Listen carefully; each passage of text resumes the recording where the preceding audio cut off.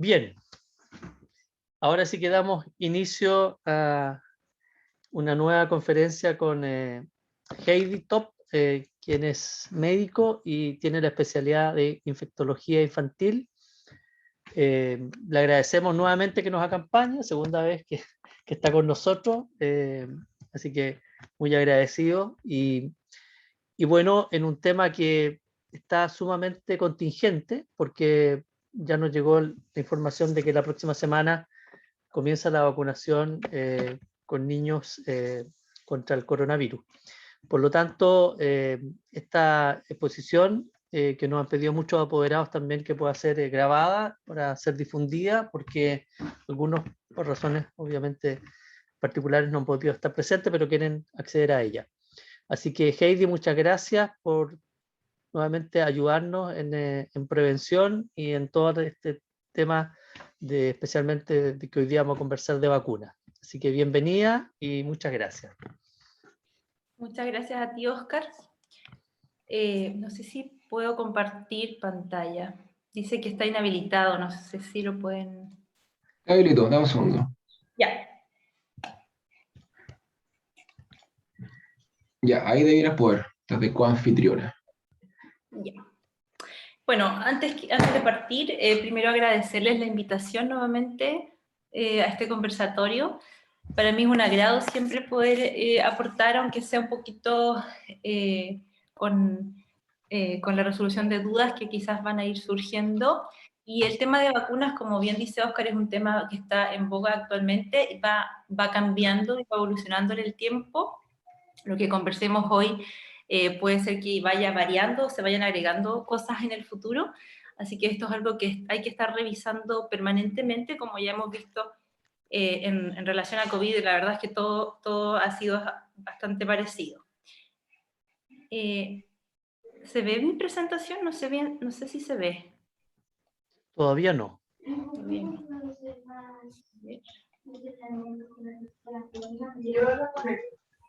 Ahí, ahora sí.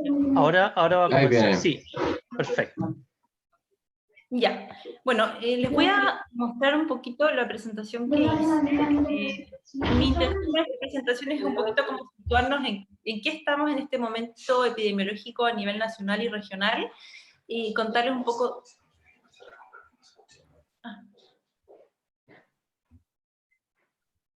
¿Se escucha? ¿Se escucha bien? ¿Se escucha? Ya. Contarles un poquitito los tipos de vacunas, cómo se manufacturan las vacunas, porque también eso es importante para entender un poco cómo funcionan y cómo se decide qué vacuna utilizar en la población, ¿cierto?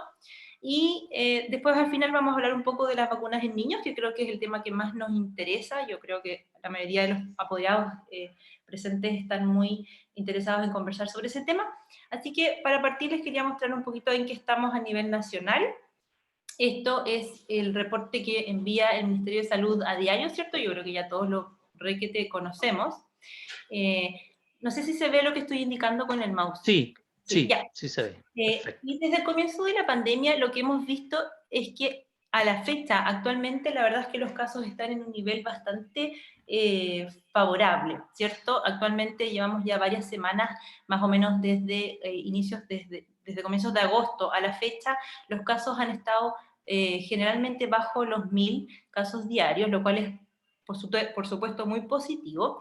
Y esto tiene que ver, por supuesto, con las medidas generales que hemos llevado a cabo toda la población y de las cuales hemos sido bastante catetes todos en mantenerlas, pero también tiene que ver con la altísima tasa de vacunación que tiene nuestra población. En Chile la tasa de vacunación es muy alta, cercano a un 80% de la población ya está vacunada, y por supuesto que eso es algo que vamos a empezar a ver resultados a medida que vaya pasando el tiempo. Esto lo publicaron hoy día, ¿cierto? Casos diarios 886, y actualmente en nuestro país casos activos tenemos 3.675. La positividad de los exámenes de PCR también ha ido disminuyendo, por razones obvias, ¿cierto? Y actualmente tenemos una positividad cercana al 1%. Los pacientes en UCI al día de hoy son 413, con 314 de ellos conectados a ventilación mecánica, y los fallecidos en el último reporte, o las últimas 24 horas, son 31 pacientes. ¿Qué es lo que ha pasado en nuestra región?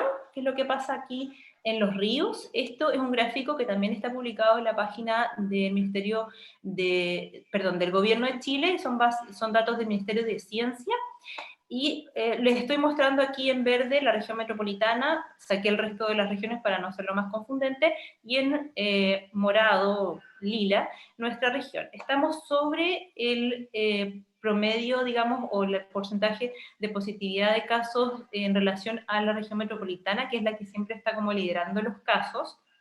Sin embargo, lo que les quiero enfatizar es esta última parte del gráfico, ¿cierto?, en que desde mediados de julio hasta la fecha ha habido un descenso importante en los casos confirmados a nivel de país y también de nuestra región, y esto por lo tanto es muy positivo.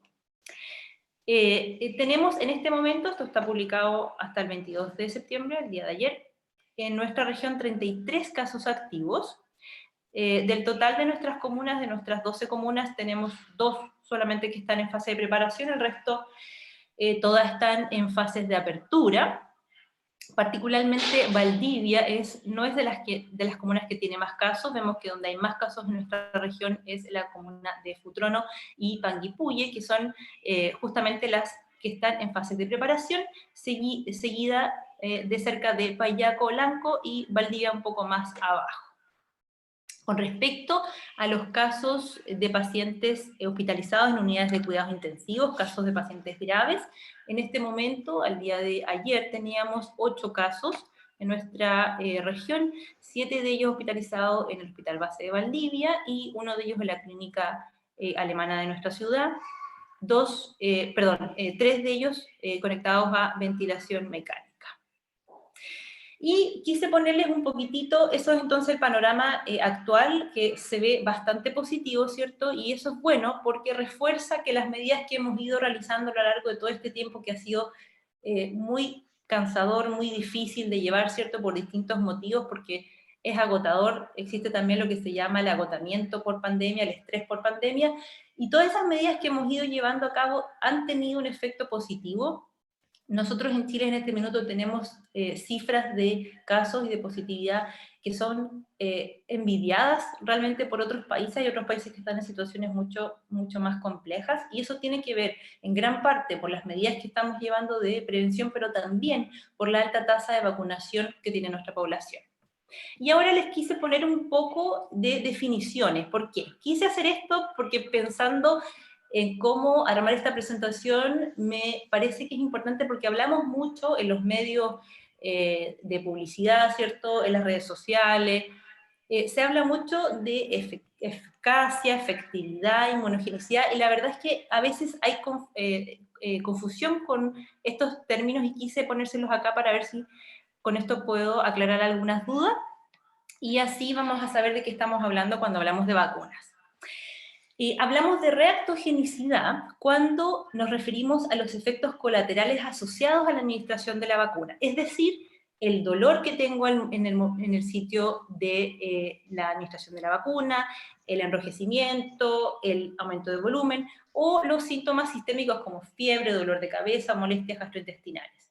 Eso se refiere a reactogenicidad, y la reactogenicidad es variable, depende de cada persona.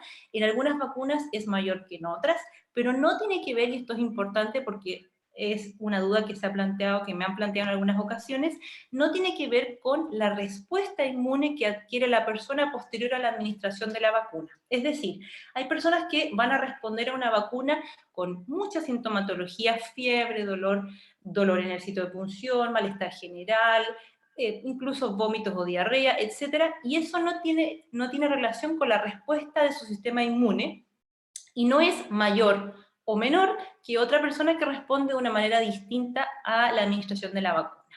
¿Ya? Otro concepto importante es la seguridad. Y la seguridad yo creo que es uno de los conceptos más fundamentales cuando hablamos de vaccinología, y es uno de los pilares fundamentales para decidir cuando los organismos gubernamentales evalúan un estudio en fase preclínica y fase clínica, previo a la obtención de una licencia para producir en forma masiva una vacuna, la seguridad es uno de los pilares que deben cumplirse antes de, por lo tanto, permitir la vacunación a una población. Y la seguridad se va a definir por dos cosas. Primero, que la reactogenicidad sea aceptable, es decir, que los efectos asociados a la administración de la vacuna no sean invalidantes y no sean severos. Y segundo, que no hayan eventos adversos graves o serios como muerte o secuelas o eventos que puedan producir secuelas graves. Teniendo esas dos cosas, podemos hablar de que una vacuna es segura, y esto es algo que evalúan permanentemente las distintas fases de los estudios, y les los voy a mostrar más adelante los distintos entes reguladores. Y finalmente la inmunogenicidad, que también se escucha mucho esta palabra, es la respuesta inmune, humoral y celular, dada por la vacuna administrada a la persona, y se evalúa midiendo anticuerpos en el suero del paciente posterior a la administración de una o dos dosis, como sea esta indicada. Y después tenemos los conceptos quizás más escuchados, más repetidos de vaccinología, que es la eficacia y la efectividad. Y hay una diferencia importante entre estos dos conceptos. La eficacia es la reducción de la incidencia de una enfermedad en un grupo vacunado comparado con otro no vacunado. Y esto bajo condiciones óptimas, es decir, yo controlo las variables de esos grupos, ¿ya? Aquí estamos hablando de investigación en medicina, y son conceptos que tienen que ser súper acuciosos en su definición. Entonces, la eficacia es lo que yo evalúo en un estudio, ¿ya? Dentro de un protocolo de trabajo de una universidad o un laboratorio que está haciendo un estudio de una vacuna, evalúo cómo responden mis pacientes vacunados, si se enferman o no, comparándolos con otro grupo control, que es un grupo no vacunado, ¿ya? Y eso es bajo condiciones óptimas, por ejemplo, en un estudio, en un RCT. Versus la efectividad, que la efectividad es lo que se mide tras la administración en grandes grupos de población, y que finalmente es lo que más nos interesa, y que es lo que vemos en el mundo real, ¿cierto? Como dice aquí, es la eficacia en una población en las condiciones reales, y es la capacidad de prevenir los outcomes de interés, que pueden ser prevención de enfermedad, prevención de muerte, prevención de hospitalización, en el mundo real. Y eso es lo que nosotros vamos a ver cuando la vacuna ya está administrándose en la población. Y es lo que podemos ver hoy en día con las vacunas que se ha ido administrando en nuestro país, como Sinovac y Pfizer. Podemos evaluar ahora en nuestra población la efectividad de la vacuna. Antes de haberla administrado en nuestra población, solo conocíamos la eficacia, porque es lo que nos entregan la evidencia científica. Y la eficiencia, que en realidad no es un punto muy a destacar, que es la relación entre costo y beneficio. Entonces, para desarrollar vacunas, y siempre esto también ha sido un tema delicado cuando los grupos de personas que están en contra o no están a favor de la vacuna dicen, ¿por qué? ¿Cómo puedo estar tranquila o tranquilo de recibir una vacuna que se desarrolló tan rápido? ¿Por qué se desarrolló esta vacuna tan rápido si sabemos que las vacunas se demoran 10 años en promedio en desarrollarse? ¿Cómo yo voy a estar tranquilo de que una vacuna se desarrolló tan rápido y se hizo bien? Y efectivamente el desarrollo de vacunas tiene un largo camino para ser llevado a cabo, y lo que vamos a ver es que existen varias fases, ¿cierto?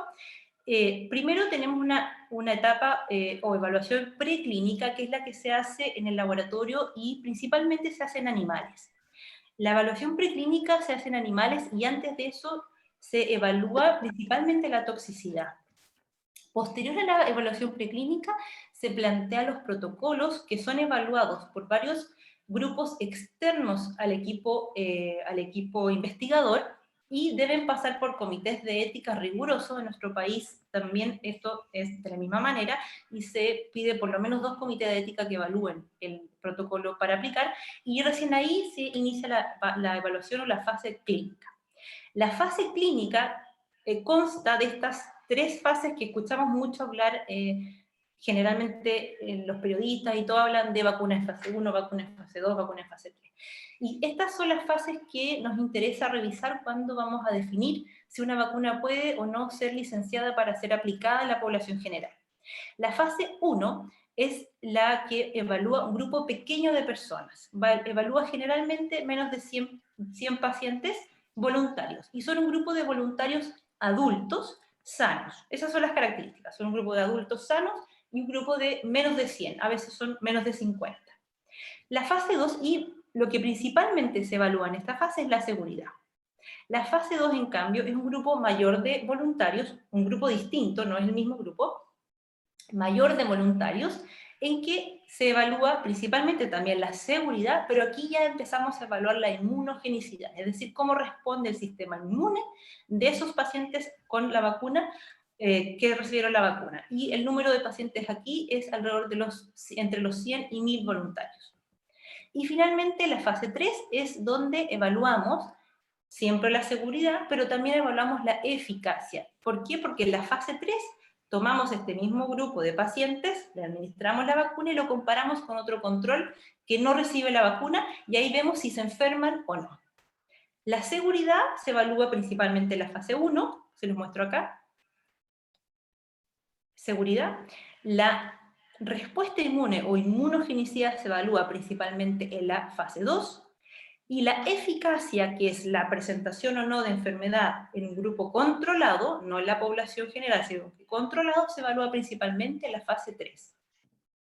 Y la fase 3 es un grupo muchísimo más grande de voluntarios, aquí dice mayores a 500, pero en general son mayores a 1000, y es en que podemos decidir finalmente si la vacuna sirve o no.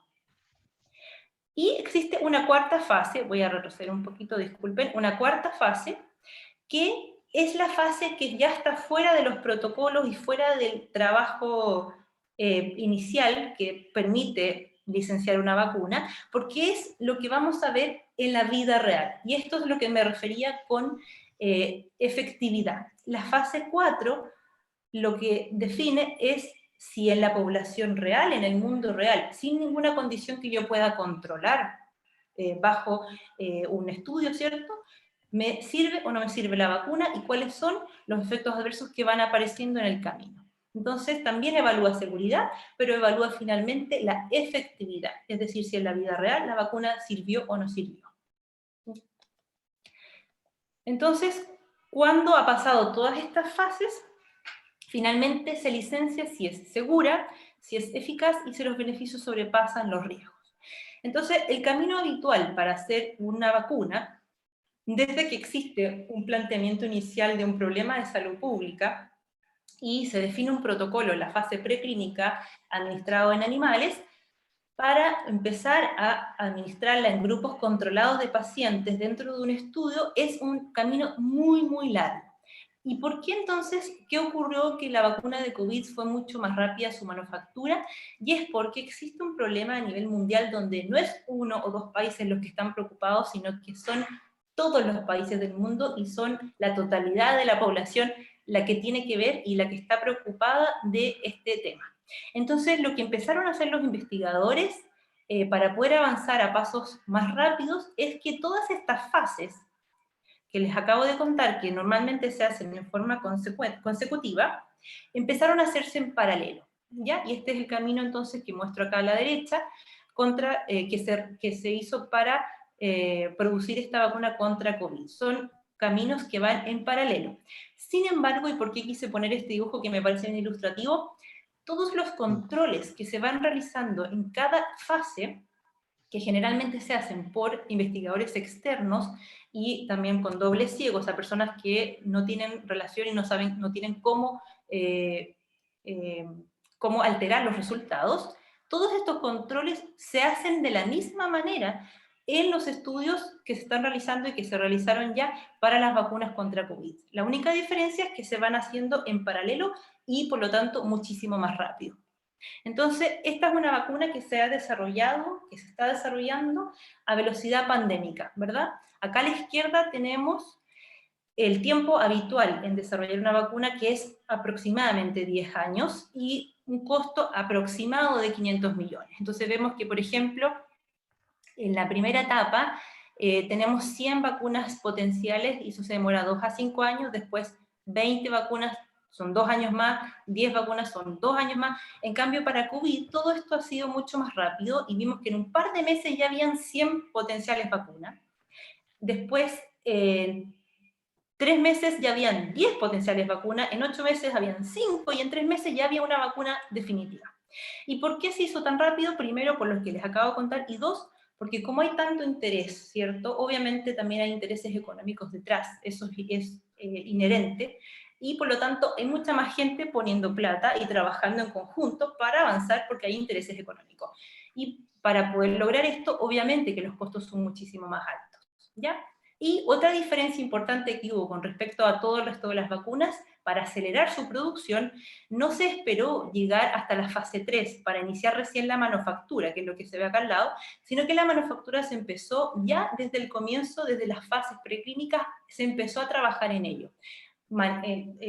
Transformando laboratorios, capacitando a las distintas personas, se empezó a trabajar de una manera muchísimo más rápida.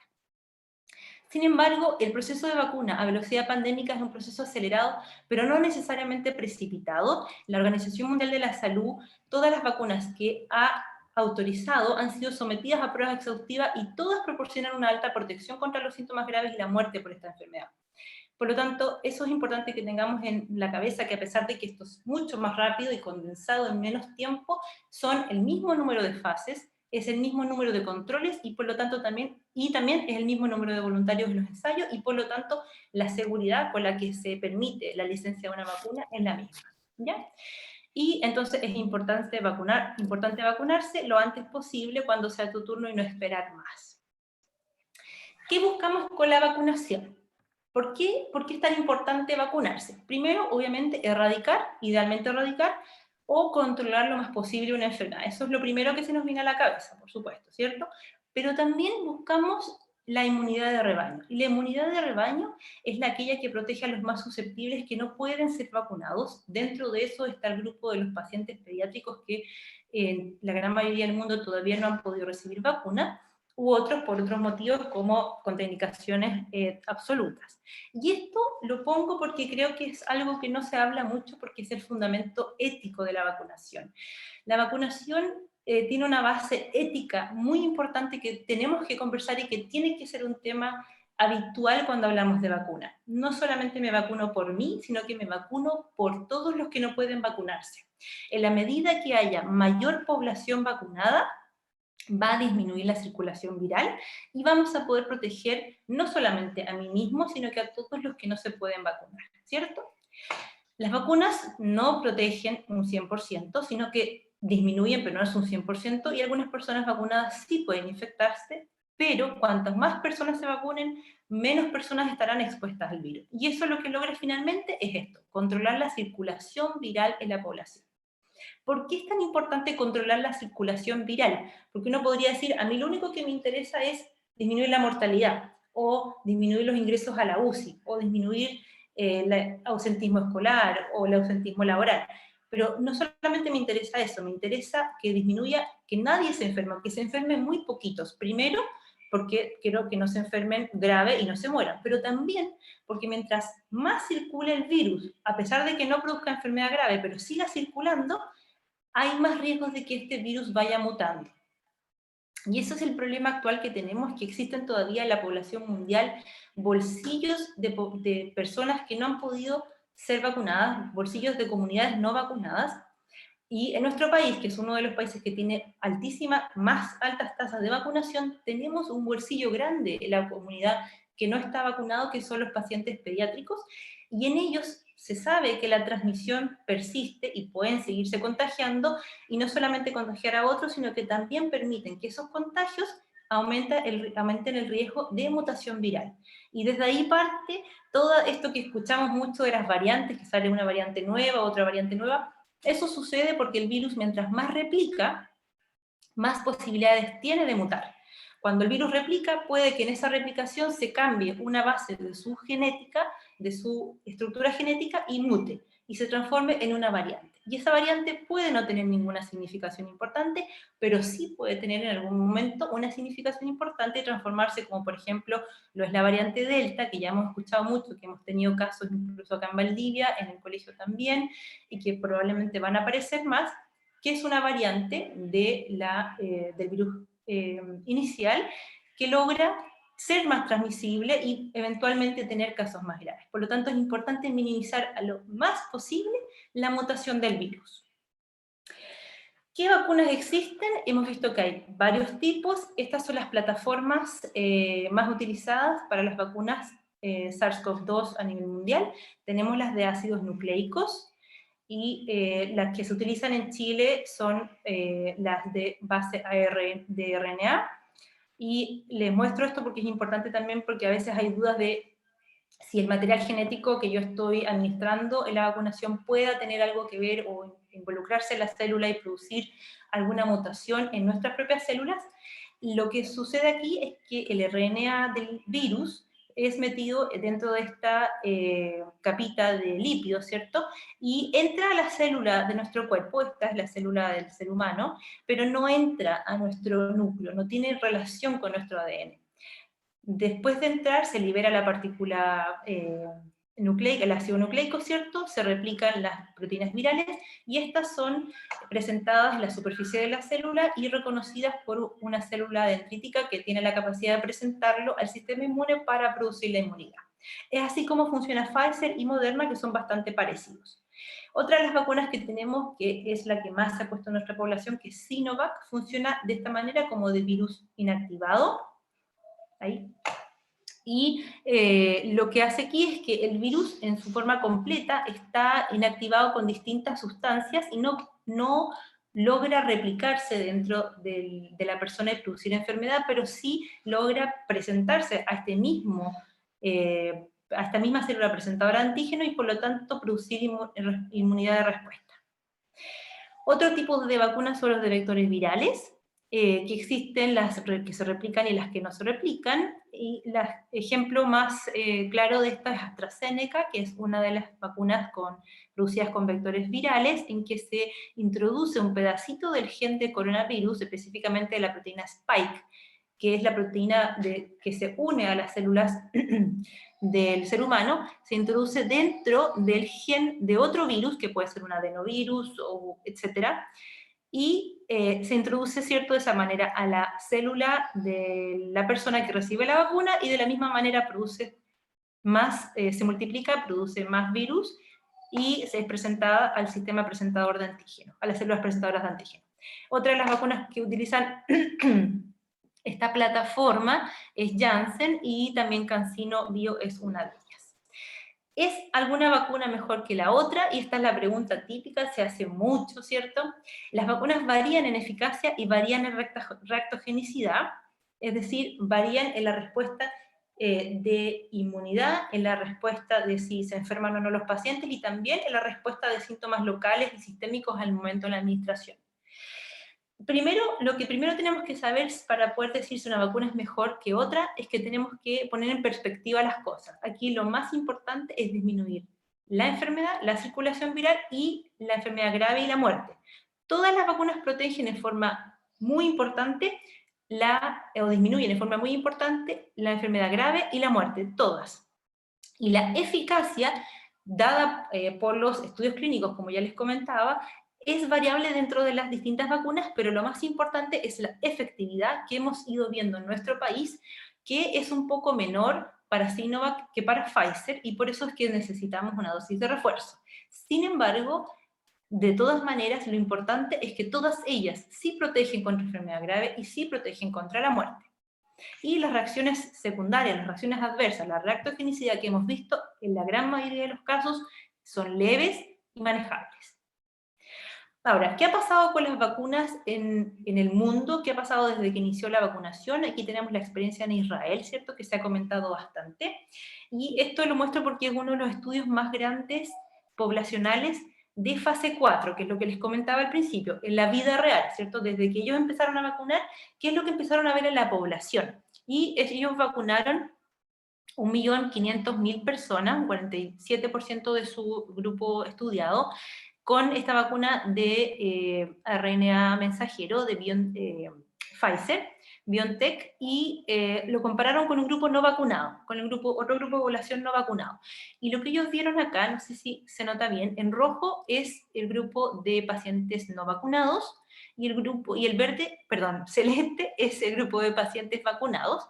Y ellos vieron que después del día 14 hay una bajada, una caída muy clara en la incidencia de SARS-CoV-2 de infección documentada, o sea, documentada con exámenes de laboratorio, en el COVID sintomático, en la hospitalización, también es evidente la disminución de hospitalización en la población en el grupo estudiado vacunado versus el que no, COVID severo, y lo más importante, la muerte también tuvo un descenso a partir del día 14, que se ve acá, muy importante en el grupo vacunado versus el no vacunado.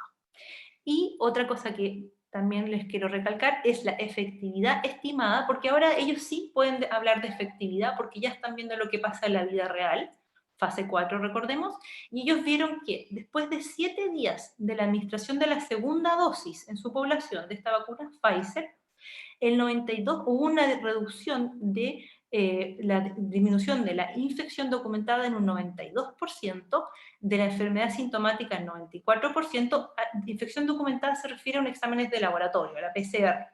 Sintomático es lo que vemos en la clínica, de un 94%, hospitalización de un 87% y severidad de un 92%. ¿Ya? Los efectos adversos que ellos reportaron también fueron bastante leves. Lo más frecuente 7 días posterior a la administración de la vacuna fue dolor y seguido por fatiga, cefalea y calofríos, y en menor proporción dolor muscular y enrojecimiento y edema del sitio de punción. ¿Qué pasa ahora con AstraZeneca en el mundo? Y aquí hay un estudio norteamericano. Ellos vacunaron también un gran porcentaje de su población con esta vacuna con vector viral, y vieron que había cercano a un 80% de efectividad en impedir los síntomas de COVID, de nuevo, efectividad, o sea, en el mundo real, 100% de efectividad en evitar enfermedad grave, y eran 20% de ellos mayores de 65 años. ¿Qué pasa en los ingleses? Un grupo de los ingleses, ellos también publicaron sus resultados con respecto a la vacuna AstraZeneca, y ellos compararon la presencia de enfermedad en los no vacunados, era un 63,6%, versus los que habían enfermado con una dosis eran el 22%, y los que habían enfermado con 2 dosis eran solamente un 4%. Y por último, ¿qué pasó con CanSino? Esto es un resultado de fase 3, esto es, todavía no está visto en la población real, ¿cierto? Una sola dosis. Ellos vieron que la máximo de anticuerpos se producía a los 28 días. Esta es la única vacuna, una de las pocas vacunas que requiere una sola dosis. Encontraron que había un 70% de efectividad en impedir los síntomas de COVID, cercano a un 100% de efectividad en evitar enfermedad grave, y las reacciones adversas generalmente no fueron graves y se resolvieron en un corto periodo de tiempo. Principalmente tuvieron fiebre, cefalea y fatiga. Y por último, en Brasil, Sinovac, ellos publicaron sobre Sinovac, ellos hicieron un estudio en profesionales de la salud y vieron que había un 100% de eficacia en disminuir la gravedad, la hospitalización y la gravedad, ¿cierto? Y los casos moderados de COVID, cercano al 80% de los leves y un 50% de casos muy leves.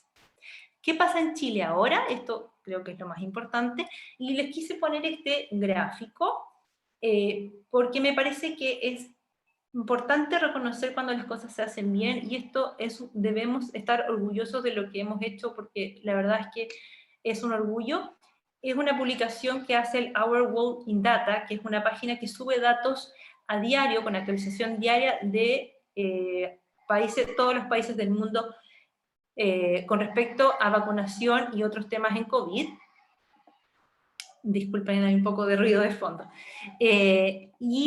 Hasta el día de hoy, 23 de septiembre del 2020, perdón, 22 de septiembre del 2021, de ayer, estábamos en el 4º lugar a nivel mundial de vacunación de nuestra población. O sea, estamos muy bien, y yo creo que eso es algo que tenemos que reconocer y estar orgullosos.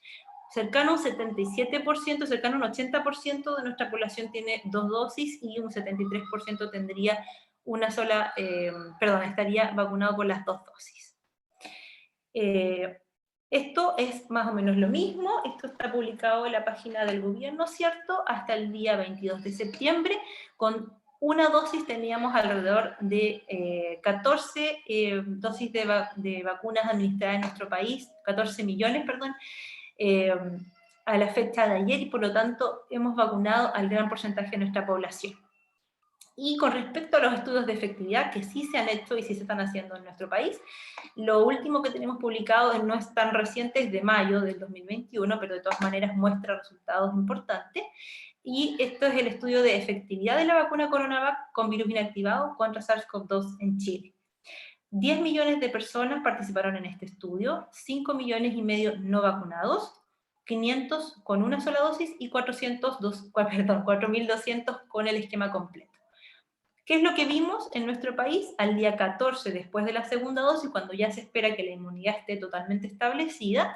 Vimos que con CoronaVac habíamos tenido en esta población un 65% de efectividad, aquí podemos hablar de efectividad para COVID sintomático, cercano a un 90% de efectividad para prevenir hospitalización, 90% para prevenir ingresos a UCI y un 86% de efectividad para prevenir la muerte. Y por último, mostrarles, esto también datos en Chile, sobre la incidencia de ingresos a la unidad de cuidados intensivos cada 100.000 habitantes, y es súper importante que en todos los grupos etarios, esto está publicado hasta el 3 de junio, desde mayo al 3 de junio, en todos los grupos etarios vemos que la mayoría de los pacientes que ingresan a las unidades de cuidados intensivos no tienen el esquema de vacunación completo, o no están vacunados o tienen una sola dosis. Vemos que, por supuesto, esto es mucho mayor en los grupos etarios de mayor edad, ¿cierto? 41,8 por cada 100.000 habitantes, porque mientras más edad, más riesgo de COVID grave. Pero en todos los grupos etarios hay una diferencia súper importante de los que tienen el esquema de vacuna incompleto o no tienen vacuna, versus los que tienen esquema de vacuna completo. Se enferman más grave e ingresan más a UCI. Y por lo tanto, por supuesto, tienen mayor mortalidad, porque los pacientes que ingresan a UCI tienen altas tasas de mortalidad asociadas al COVID. Y el último punto que quiero comentarles es de vacunas y seguridad, que esto es el tema que yo creo que todos los apoderados más les interesa. La Organización Mundial de la Salud publica en su página algunas fotos, quise mostrarles esta porque que son bastante ilustradoras de lo que está pasando con respecto a las vacunas de COVID, y ellos tienen publicado en su página este estadio de fútbol, y dicen: desde el 10 de marzo del 2021 se han administrado a nivel mundial más de 300 millones de dosis de vacunas sin ningún problema de seguridad a 150 millones de personas en todo el mundo. Piense en un estadio de fútbol con 50.000 personas que caben en su interior. Ahora imagine 3.000 estadios de fútbol llenos de gente. Esto es aproximadamente la cantidad de personas que han recibido la vacuna sin ningún problema de seguridad severo en su gran mayoría, ¿ya? Entonces, de este esquema estamos hablando de vacunación. Con respecto a la vacuna Pfizer, y este es una de las situaciones que se ha planteado como contraindicación, existe el riesgo de anafilaxia asociado a la administración de esta vacuna cuando ha habido antecedentes de anafilaxia o de alergia severa, y lo que mostró la CDC en enero de este año, de 1.8 millones de dosis administradas, fue de 0,2% de ESAVI. Los ESAVI son los errores supuestamente asociados a vacunas e inmunizaciones, y ellos mostraron que habían 21 casos de anafilaxia asociados a la administración de esta vacuna. Las características de esta población, de estos 21 casos, era la mediana de edad era de 40 años, era gente adulta, 90% de los pacientes que presentaron anafilaxia eran mujeres, 3 personas la presentaron 30 minutos después de la administración, 4 se hospitalizaron, 3 en unidades de cuidados intensivos y ninguno de ellos falleció.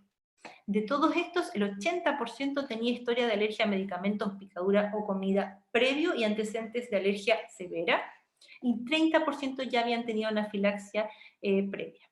Por lo tanto, En nuestro país, la Sociedad Chilena de Alergia e Inmunología se pronunció con respecto a las vacunas Pfizer-BioNTech y Moderna, que también tiene la misma plataforma, en pacientes con antecedentes de alergia, y ellos dijeron que no se debe generalizar y contraindicar a todos los pacientes que tengan algún tipo de alergia, sino que las contraindicaciones deben ser solamente en aquellos que tengan alergia a alguno de los componentes de la vacuna, por supuesto, o haber presentado anafilaxia posterior a la administración de la primera dosis y los antecedentes de alergia severa.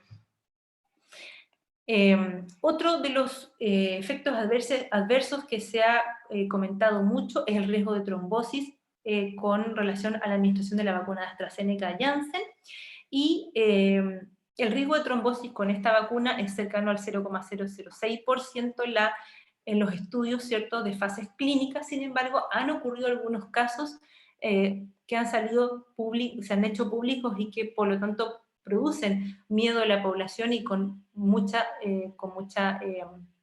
reticencia a veces a administrarse esta vacuna, lo cual es absolutamente entendible. La verdad es que si uno compara el riesgo de la administración de esta vacuna, que es de 0,006%, con otras cosas como es COVID, el riesgo de trombosis con COVID es alrededor de un 1% en pacientes que no se hospitalizan, pero esto puede llegar hasta un 25% en pacientes que están graves. Y también si lo comparamos con otras cosas como el tabaco, los anticonceptivos, la inmovilidad, los vuelos largos o terapia para la menopausia, es un riesgo mucho más bajo. Sin embargo, la EMA, que es el referente técnico, digamos, de la Unión Europea, que es el símil a la FDA de los Estados Unidos y para nosotros el ISP, ¿cierto? Ellos confirman la seguridad global de la vacuna AstraZeneca, pero no pueden descartar la relación con algunos trastornos de coagulación. Entonces, en Chile, ¿nosotros qué estamos haciendo? Porque estamos utilizando esta vacuna como dosis de refuerzo, ¿cierto? Y lo que se plantea es que las personas con 55 años y más tengan que puedan recibir la AstraZeneca porque los riesgos de trombosis son mucho mayor en las personas jóvenes, sobre todo mujeres. Entonces las personas de 55 años pueden recibirla con seguridad, pero que no tengan antecedentes de enfermedad trombótica. Ahora, ¿qué antecedentes de enfermedad trombótica? Y el caso está acá, son personas que tienen antecedentes como de tromboembolismo pulmonar, trombosis venosa profunda, accidente cerebrovascular, isquemia mesentérica, y en ellos se recomienda utilizar otra vacuna. Pero en el resto de la población, mayor a 55 años, que no tiene antecedentes de este tipo de enfermedad trombótica, que tiene antecedentes familiares u otro antecedente, es seguro utilizar la vacuna AstraZeneca y debería utilizarse para mejorar la inmunidad. Y el último punto es vacunación en niños y adolescentes. ¿Por qué y para qué? Esta es como la pregunta que todos queremos responder, ¿cierto? ¿Por qué vamos a vacunar a los niños? ¿Para qué vamos a vacunar a los niños? Y la primera pregunta es, ¿afecta el SARS-CoV-2 afecta a los niños? ¿Y los afecta mucho, poco? Y la verdad es que el COVID sí afecta a los niños. Al principio de la pandemia, no sé si recuerdan, yo creo que se deben acordar que no sabíamos si los niños se infectaban. Y veíamos que se infectaban mucho más leve y no entendíamos bien por qué. Hoy en día sabemos, y está súper comprobado, que los niños efectivamente se infectan más leve, se enferman más leve, tienen menos tasas de letalidad, gracias a Dios, se enferman mucho menos y presentan cuadros mucho más leves. Sin embargo, sí pueden enfermarse grave. Si comparamos, por ejemplo, acá abajo tenemos la tasa de hospitalización de influenza versus COVID, es muchísimo mayor la tasa de hospitalización por COVID en los niños, estos son datos de niños de 12 a 17 años, y los niños sí se hospitalizan, sí pueden tener casos severos, que a pesar de que son muchísimo menos frecuentes que los adultos, no son cero, y por lo tanto uno tiene que siempre ponerse en el lugar y decir, bueno, el porcentaje es muy chiquitito, pero si le pasa a mi hijo, para mí, mi hijo es mi 100%, entonces tengo que tratar de ser lo más acucioso posible en tomar las decisiones. Y no hay que olvidar que no solamente tenemos que pensar en COVID cuando hablamos de niños, sino que tenemos que pensar en una de las consecuencias más importantes y que sí puede tener riesgo de mortalidad, que es el PIMS, ¿cierto? No olvidemos el PIMS, que en Chile sigue estando presente. Evidentemente, como ha ido disminuyendo los casos de COVID de la población, también ha ido disminuyendo los casos de PIMS. Vemos acá que desde comienzos de julio hasta fines de septiembre hubo una disminución importante. Esto es un comunicado que se hace, esta es la comunicación preliminar, de 34 centros del país, de la Red Infectológica Pediátrica, desde Arica a Punta Arenas, y se reporta semanalmente cuántos casos han habido de PIMS en estos 34 centros, y en las últimas semanas han habido 0 casos. Esto se condice directamente con la disminución de los casos de COVID en la población, y por lo tanto tenemos que pensar que si nosotros queremos disminuir el PIMS, tenemos que disminuir el COVID en los niños, y para eso tenemos que pensar en las vacunas. ¿Ya? Y la letalidad del PIMS no es tan baja como es la letalidad por COVID, que sí es muy baja. La letalidad del PIMS en Chile es variable, pero está alrededor del 1 a 2%. Entonces, los argumentos para vacunar a los niños, la respuesta de la pregunta ¿por qué vacunar a los niños? Es que, aunque es poco común, es poco frecuente el COVID, la enfermedad por coronavirus en los niños, la enfermedad severa sí puede ocurrir y también presentan otro cuadro que tiene mayor severidad, que es el PIMS, por una parte. Por otra parte, los niños se pueden infectar y excretar el virus. Recordemos que hablábamos al comienzo de estos bolsillos de la comunidad que siguen transmitiendo el virus y siguen manteniendo la posibilidad de enfermarse de aquellas personas que son susceptibles, y también permiten la mutación del virus. Entonces pueden infectarse y excretar el virus, pudiendo contagiar a sus padres, profesores y a otros niños. La vacunación es necesaria para alcanzar esta inmunidad de rebaño que conversábamos al comienzo.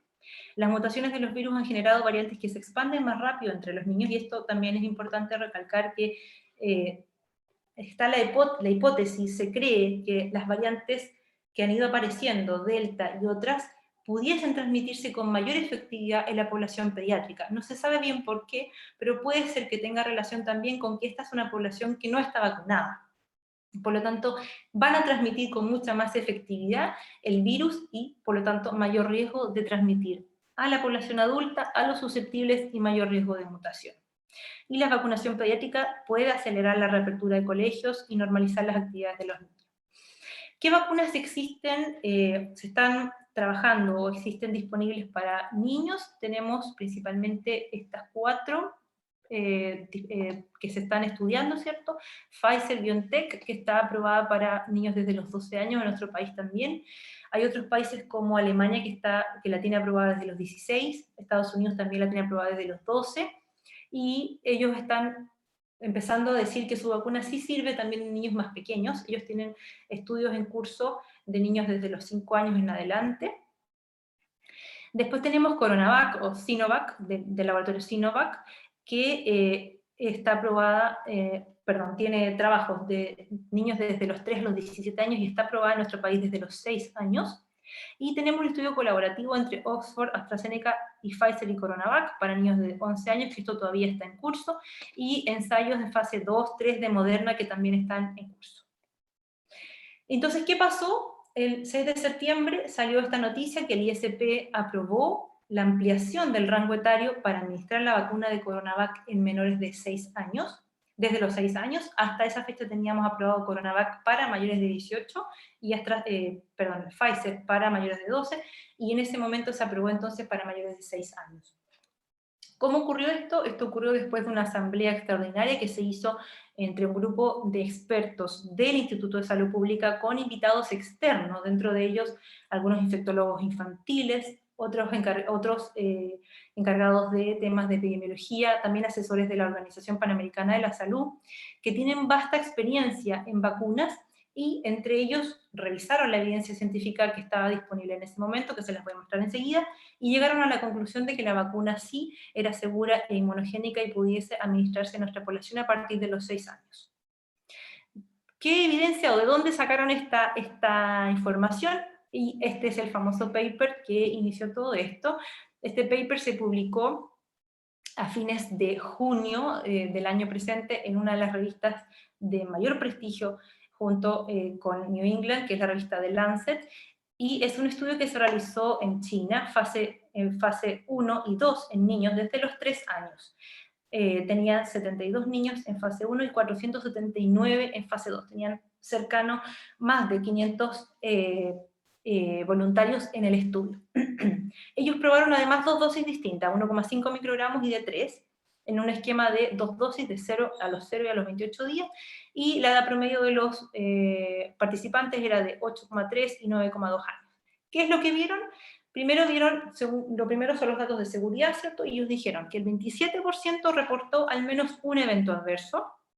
En su mayoría, estos eventos adversos eran leves a moderados, menos del 1% eran efectos adversos, severos, 2 de esos eran fiebre, que también se ponen dentro de lo severo, y aparecían dentro de los primeros 7 días y se resolvían dentro de las primeras 48 horas de vida. Esos fueron los efectos adversos y así se presentaron, no hubo efectos adversos posteriores. El efecto adverso más frecuente reportado por ellos fue dolor en el sitio de inyección, alrededor de un 13%, seguido de fiebre. Por lo tanto, esto es lo que nosotros probablemente también vamos a empezar a ver en nuestra población pediátrica como efectos adversos más frecuentes. Y entonces ahí ellos definieron con esto la seguridad, ¿cierto? Fase 1, la seguridad de la vacuna, porque no había ningún efecto adverso severo. Y en la fase 2, donde empezamos a ver la inmunogenicidad, ellos evaluaron al día 28, posterior a la segunda dosis, la seroconversión. La seroconversión es la presencia de anticuerpos para la vacuna que aparecen en el plasma del paciente, de la sangre, posterior a la administración de la vacuna, y con eso ellos dicen, entonces hay respuesta inmune. Recordemos que los anticuerpos son una parte de todo lo que incluye el sistema inmune y de todo lo que incluye la inmunogenicidad, pero es de las cosas más fáciles que podemos medir y podemos hacer comparación. Entonces ellos vieron que en la fase 1, con un grupo que recibió 1,5 microgramos, había 100% de seroconversión, y en el grupo 2, en el grupo con 3 microgramos, 100% también, pero en la fase 2, cuando ya había avanzado el tiempo, se me abrió algo aquí, cuando ya había avanzado el tiempo, esta seroconversión caía en el grupo que recibía 1,5 microgramos, en cambio no caía esa seroconversión en el grupo que sí había recibido la dosis completa, que es de 3 microgramos. Por eso es que en nuestro país se definió que los niños también iban a recibir la misma dosis que reciben los adultos, que es de 3 microgramos. ¿Qué pasó después de que el ISP hiciera su pronunciamiento sobre la ampliación del rango etario? Todos los organismos, ¿cierto?, nacionales empezaron a cuestionar y a revisar la evidencia científica, qué es lo que se hacía en otros países, por qué nosotros y no otros que están en nuestra misma región del mundo. Entonces, el CABEI, que es el Comité Asesor de Vacunas y Estrategias de Inmunización del Ministerio de Salud, que es un grupo de gente dedicada a esto, con formación y con vasta trayectoria, revisaron nuevamente la información y hicieron su publicación sobre recomendaciones en relación a la vacuna de COVID en niños. Y ellos dijeron, es todo un texto largo que si quieren se los puedo entregar, y ellos dijeron que considerando los antecedentes expuestos, podemos concluir que la evidencia sobre seguridad e inmunogenicidad de vacunas COVID en niños es escasa. Eso es así y esa es la realidad que tenemos hoy en día, proveniente de estudios clínicos de vacunas inactivas de fase 1 y 2, es decir, no tenemos todavía la fase 3. Por eso es que muchas personas dicen, y les da susto, y dicen, ¿cómo voy a administrar una vacuna que todavía no se termina de estudiar? Porque la fase 3 está en curso, pero no se ha publicado. Sin embargo, ya revisamos que la fase 1 es la que más revisa seguridad y la fase 2 es la que más revisa inmunogenicidad, que son los dos pilares más importantes para definir la licencia de una vacuna. Además de la ausencia de resultados de eficacia. Sin embargo, a diferencia de aquellas basadas en tecnologías innovadoras, como lo son las vacunas Pfizer o Moderna, que son vacunas en bases ARN, esta vacuna tiene un conocimiento acumulado porque es una vacuna con una plataforma que conocemos vastamente. Ellos dicen el conocimiento acumulado en torno a las vacunas inactivadas permite inferir que su perfil de seguridad se comportará de manera similar a otras vacunas en base a la misma plataforma. Esto quiere decir que este tipo de vacunas de virus inactivado es una vacuna que conocemos muchísimo en nuestro país. Por un lado, tenemos ya harto conocimiento con respecto a la vacuna Coronavac, que se ha estado administrando en nuestra población en los últimos meses y de la cual ya tenemos resultados de efectividad que son los que les mostré. Y por otro lado, esta plataforma de vacuna, la ingeniería detrás del desarrollo de esta vacuna es una ingeniería ultra mega conocida y que utilizamos hace muchos años en nuestro Programa Nacional de Inmunizaciones y que administramos a los niños. Es una vacuna nueva porque es un virus nuevo, pero la ingeniería que está detrás del desarrollo de esa vacuna es conocida. Los niños forman parte del grupo de edad con menor frecuencia de muertes por COVID, sin embargo, El COVID constituye una causa de muerte adicional en niños y posiblemente puede prevenirse con vacuna. La consideración de vacunación en niños debe tener en cuenta que si bien ellos están menos sujetos a los impactos directos de la morbilidad y mortalidad de la infección en comparación con otros grupos etarios, han sido afectados de forma significativa de otras maneras también por la pandemia. Por ejemplo, por la imposibilidad de aprendizaje presencial debido al cierre de escuelas, junto con la interrupción de los beneficios para el desarrollo de la experiencia social que esto conlleva. Y perdón que les lea esto, pero me parece muy, muy importante. Y por lo tanto, dado todo lo expuesto anteriormente, el CABEI, que es el Comité Cierto Asesor del Ministerio de Salud, ve la vacunación de niños como un proceso necesario para reducir la morbilidad y mortalidad por COVID en este grupo y contribuir a la disminución de la circulación viral en la población. ¿Ya? Entonces, después de todo esto, mostrarles lo que salió el día de hoy, y esta es la vacunación escolar que comentaba Óscar al comienzo, que va a empezar desde la próxima semana, las primeras dosis en niños entre 6 y 11 años. Y lo último, esta es la última diapositiva, solamente recordar que en los niños que cursan el primero básico es importante que esta vacuna no se debe administrar coadyuvante o al mismo tiempo coadministrar con vacuna tresvírica. Debe dejarse esperar 14 días de separación. Sí se puede coadministrar con otras vacunas como DTPA o VPH, que es virus papiloma, pero con tresvírica debe haber una separación mínima de 14 días y puede pasar más, por lo tanto van a haber 2 vacunaciones en tiempos distintos. Los mensajes finales entonces: la vacuna SARS-CoV-2 que están disponibles son efectivas y seguras, previenen la mortalidad de los casos graves en un porcentaje alto, todas ellas, y para alcanzar la inmunidad de rebaño se requiere aumentar el porcentaje de población vacunada e incluir a los menores de edad. Sin embargo, recordemos que las vacunas no son lo único, no previenen el 100% del contagio, ya sabemos y vimos que el contagio continúa y por lo tanto es importante siempre mantener las medidas de autocuidado que hemos ido reforzando a lo largo de todo este tiempo. Muchas gracias. No, gracias a ti, Heidi. La verdad que quedamos todos impresionados por lo riguroso de tu presentación, y es un tema que es bastante polémico porque, bueno, están los niños, ¿no es cierto?, las niñas en juego de alguna manera, y por lo tanto los papás, yo creo que a través de esta exposición tuya, tan completa y les permite tomar una decisión más informada. Afortunadamente la vacuna es absolutamente voluntaria, lo cual permite que los padres tengan que tomar una importante decisión, pues, ¿vacuno a mi niño o no lo vacuno? Ahora, nosotros en esta Comisión de Salud no estamos haciendo una campaña pro vacuna, sino que estamos poniendo una exposición y tratando de que se puedan aclarar el máximo de las dudas posibles, y cada uno no se tome sus decisiones.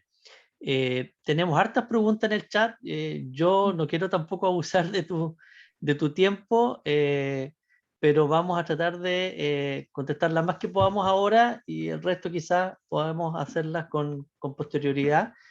Antes de contestar las preguntas, tengo que saludar al señor rector que nos acompaña, y le vamos a preguntar también si es que tiene alguna primicia sobre, o no, a lo mejor no lo sabemos todavía, sobre si va a haber vacunación en los colegios o todavía no ha llegado esa información, porque recién hoy día llegó la información de que se vacunan a contar del 27 de septiembre este rango etario de 6 años en adelante.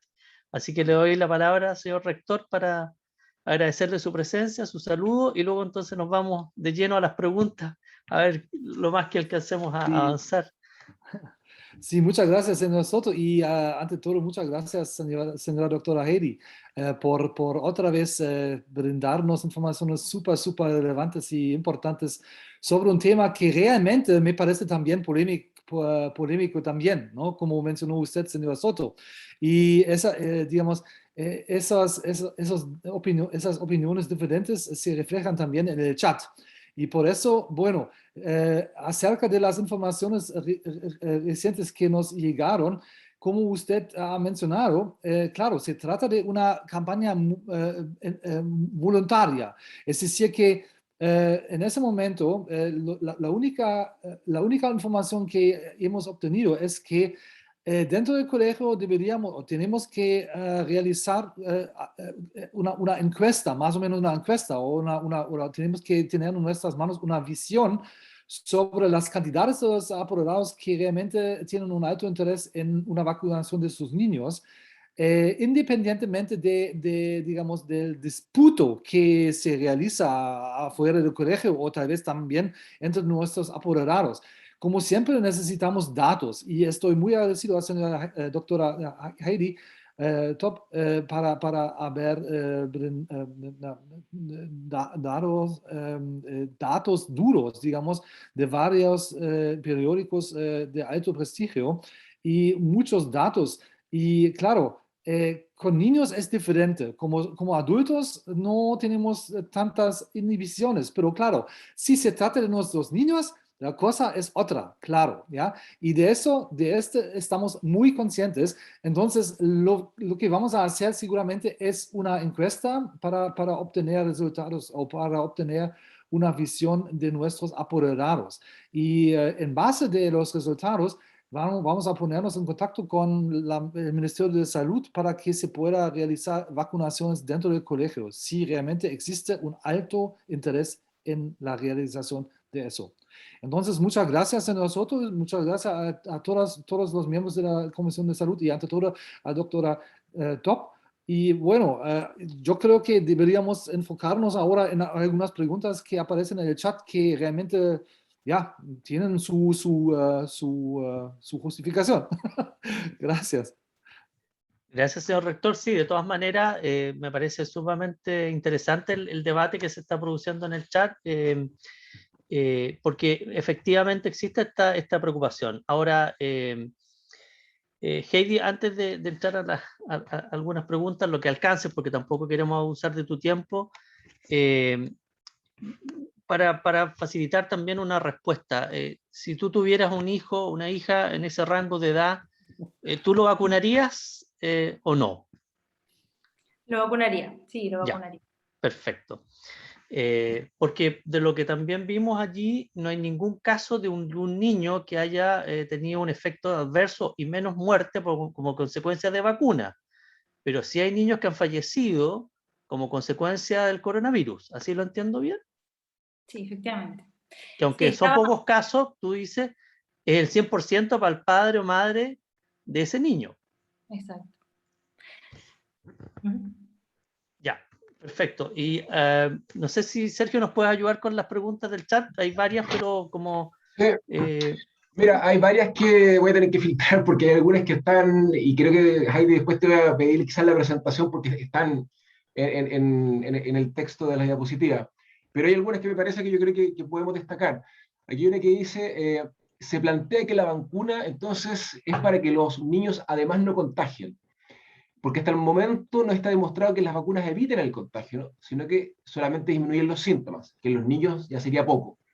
Entonces, este argumento no tendría sentido. Dice, solo tiene sentido vacunar a alguien para protegerlo, pero si el niño es bajo, ¿cuál sería el riesgo-beneficio?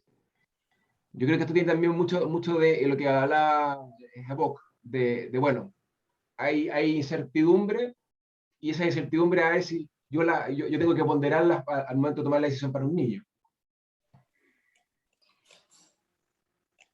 Voy a revisar la pregunta porque me perdí un poco en lo que estaba en el chat. Sí.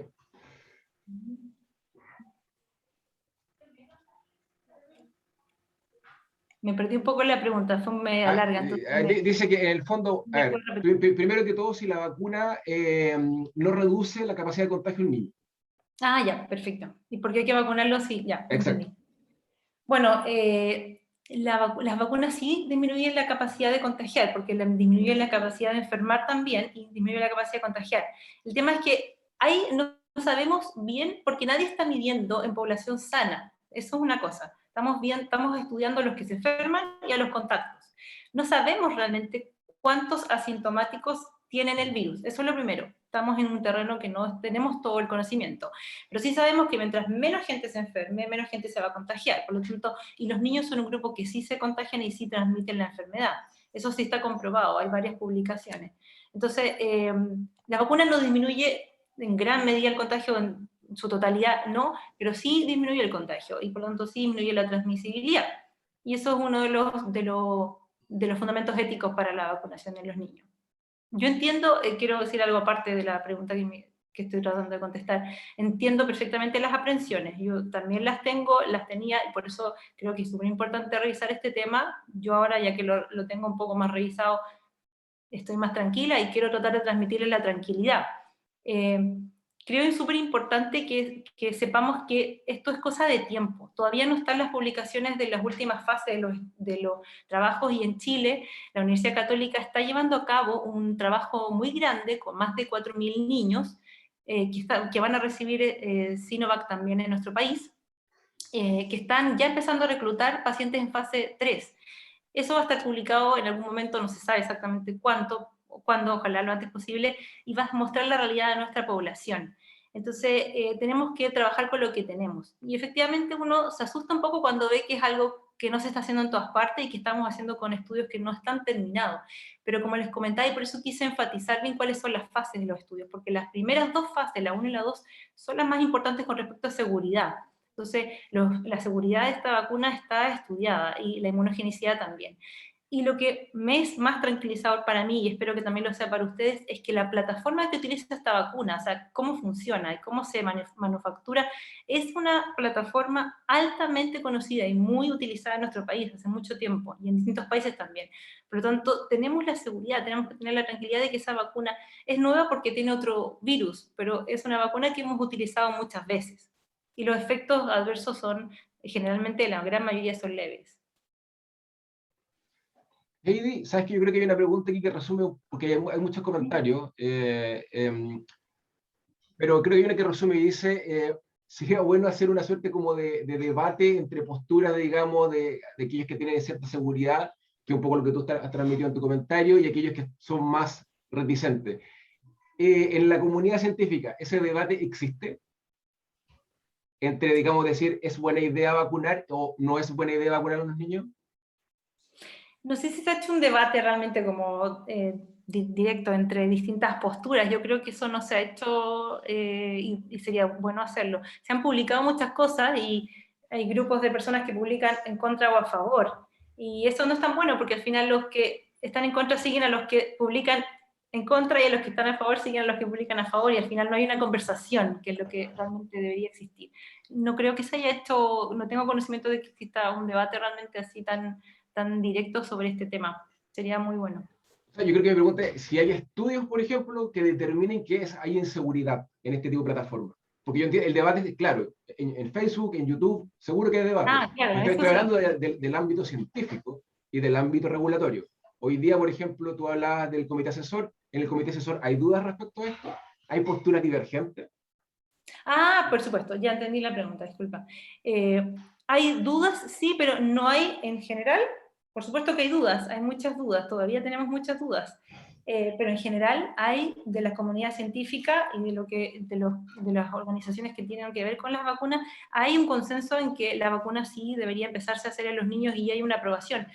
Hay opiniones dispares, por ejemplo, en esta misma acta que se publicó el 6 de septiembre del ISP, que hizo esta reunión cierto, extraordinaria de emergencia. Hubieron algunos integrantes de esa acta que no estuvieron de acuerdo y que rechazaron la vacunación, y sus argumentos son súper claros, y ellos dicen ahí porque faltan estudios de fase 3. Entonces sí hay discrepancia entre también los expertos, pero la gran mayoría llega al consenso de que la vacuna sí es segura y se debería iniciar. Ya, creo que voy a tener que resumir la tercera. Hay varias preguntas, más que nada dudas, respecto a la solidez, digamos, de la fase 1 y 2 hecha en China para el caso específico de Sinovac. Hay varias preguntas que están relacionadas con que fue muy puntual y de que la cantidad de gente participante en esta fase 1 y 2 también había sido poca. No te voy a dar, digamos, la lata de los detalles, pero de acuerdo a lo que tú pudieras decir, la respuesta de la especificidad en el lugar y la cantidad de participantes de estas fases, ¿para ti es lo que cumple? Cumple la normativa de cualquier vacuna, es lo que se pide para cualquier vacuna, no solo para coronavirus. Okay. Oscar, yo creo que por un tema de tiempo, por ahí creo que traté de consolidar, hay hartas sí, no preguntas que queremos, toman por ese lado. abusar del tiempo de Heidi, salvo que te recuerdes de alguna del WhatsApp, porque claro, también algunas personas enviaron por WhatsApp y yo te las reenvié. Había unas de la agrupación de profesionales de la salud e investigadores independientes que entiendo estaban también como en una posición más cauta y de alerta, y especialmente recalcando y recordar siempre que la vacunación es voluntaria, aunque se haga en los colegios, pero obviamente que con todos los protocolos y autorizaciones. Así lo entendí yo. Y básicamente yo diría que esas son las inquietudes que existían. Hay un apoderado también que preguntaba si sería recomendable hacer test periódico a los niños para detectar eventuales brotes, es decir, estar con una política constante por ejemplo, evaluación vía saliva, o a lo mejor no es tan necesaria. Sí, por juicio que me imagino que hay que mantener las medidas de cuidado independientemente que los niños se vacunen, los que voluntariamente lo hagan, ellos deben continuar con uso de mascarilla, lavado de manos, distancia, a diferencia de lo que está pasando en algunos países como Argentina, que están dando a entender que esto ya se acabó. Pareciera que todavía queda bastante trecho por delante. ¿O tú crees que ya estamos en una fase realmente saliendo de esto? Te lo pregunto también porque en general lo que he escuchado de algunos médicos es que todavía nos queda el año 2022 por delante con el virus. Y no sé si tú compartes esa opinión o tú ya crees que estamos ya terminando el virus. Es decir, ¿nos queda un año o todavía o ya estamos en una fase más bien por la disminución de casos? Es difícil la respuesta, pero... Bueno, primero responder una de las cosas que comentaste del testear como screening, digamos. No se recomienda en general hacer screening en pacientes asintomáticos, en personas asintomáticas, porque por una parte los asintomáticos, el rendimiento del examen es mucho más bajo. Entonces, si está negativo, yo no puedo tener la certeza de que no está infectado, porque todos los estudios que se hacen para hablar de sensibilidad y especificidad de un test se hace en personas que están con la enfermedad, entonces se miden y se controlan en base a personas que están con la infección. Entonces, no son muy válidos los test en pacientes sanos, primera cosa. Y segundo, no son tranquilizadores porque pueden estar negativos y el niño estar infectado. Entonces, en realidad, son más confundentes que otra cosa y por eso no se recomiendan. Y con respecto a lo último, si es que ya salimos o no salimos de esto, evidentemente ha ido disminuyendo en nuestro país y en el mundo en general los casos activos, pero todavía siguen habiendo hartas nuevas olas, por decirlo así, y lo más probable es que sigan habiendo pequeñas olas a lo largo del tiempo. El virus no se va a ir, el virus se va a quedar con nosotros, vamos a vivir con él por mucho tiempo, no sabemos cuánto, pero por mucho tiempo más. Lo importante es disminuir y mantener en un número muy pequeño los contagios y los casos graves. Entonces, no hemos salido completamente, no puedo decir cuándo vamos a salir completamente, probablemente nunca. Lo más probable es que lleguemos a un número mucho más reducido, pero el virus siga con nosotros. ¿Cuándo va a pasar eso? Es difícil de calcularlo porque además sabemos que siguen mutando y apareciendo nuevas variantes. Perfecto, señor rector, parece que quiere...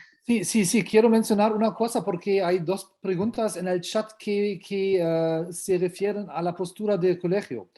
Hay una pregunta referente a la postura del colegio, referente a los que no se quieran vacunar. Y la postura, si ellos siguen asistiendo presencial, y la postura del colegio en ese sentido es muy claro. Sí asisten o sí sigan asistiendo presenciales. Ese se puede garantizar, porque nadie puede imponer a niños que no han recibido una vacuna, nadie puede excluir esos niños. Ese es súper claro, ¿ya? Y claro, para los apoderados esa decisión es muy difícil. Mencionó una madre en el chat también que la farmacovigilancia del ISP en ese momento no recomienda la vacuna a los niños a partir de 3 hasta 7. Claro, ya hay varios, en ese momento estamos en una fase de, digamos, una fase experimental, digamos, ¿ya?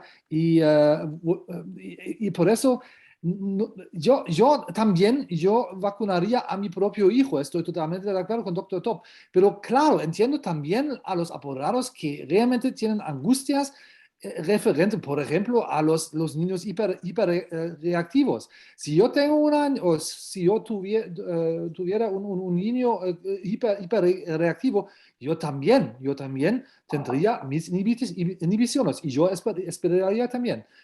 Todo eso no se puede aclarar hoy en la noche, pero vamos seguramente a seguir observando todo ese proceso que se realiza en la sociedad chilena y así como en el mundo. Y estoy bastante seguro que con más datos, claro, más y más padres van a optar por por una vacunación, ¿ya? Eso solamente quería mencionar. Muchas gracias, señor rector. Yo creo que justamente eso representa un poco las inquietudes que existen, van a seguir existiendo. Y nuevamente agradecer a Heidi el tiempo, la presentación extraordinaria y por lo menos yo creo que ya los papás, las mamás van a tener una opinión más para tomar una decisión que la tienen que tomar obviamente en el seno de cada familia, conversando. Vamos a, de todas maneras, a hacer todo lo posible porque esta exposición sea repartida, ¿no es cierto?, a través de cápsulas o poder poner a disposición el video para que los padres que no pudieron estar y que lo han solicitado puedan acceder a ella, porque esto ya es la otra semana y los padres tienen que tomar una decisión. Algunos ya lo tenemos sumamente claro, pero otros pueden estar en la duda, y por lo tanto me parece que ha sido una exposición realmente extraordinaria. Así que Heidi, una vez más te agradecemos. No sé si quieres decir algunas menciones finales, y si no ya estaríamos cerrando y pidiendo también disculpas a todas las papás o mamás que no les podemos dar toda la respuesta en este momento, pero sabemos de tu excelente buena voluntad. Yo te la hago llegar al WhatsApp y tú de ahí la repartimos a los distintos cursos. Sí, solamente decirles que dejé mi contacto, si quieren les puedo anotar en el chat mi correo, Estupendo. no porque es medio complicado, pero les dejo mi correo por si quieren, porque sé que hay muchas dudas y dudas que todos tenemos, y espero poder ayudarlas a responder en la medida de lo posible, y entiendo absolutamente las aprensiones, yo también las tengo, y creo que es importante conversar estos temas. Así que les voy a anotar mi correo, pero si quieren mandarme las preguntas podemos conversar por ahí con más calma. Eso.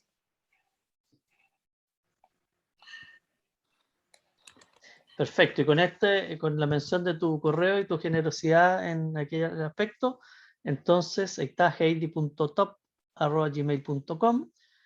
Damos por cerrada esta participación y pareciera que vamos a tener que a lo mejor molestarte porque hay como necesidades de continuar esto conversándolo, así que a lo mejor vamos a tener que hacer una nueva exposición, a lo mejor un debate. Ahí lo están proponiendo con APSIN, de esta asociación, ¿no es cierto? Así que, o con algún otro profesional que quiera tener una postura distinta, es totalmente legítimo, más que comprensible. Así que muchas gracias, Heidi, muchas gracias a quienes nos acompañaron. Muchas gracias, señor rector. Muchas gracias a todos. Que tengan buena noche y muchas gracias. Muchas gracias. Chao, gracias.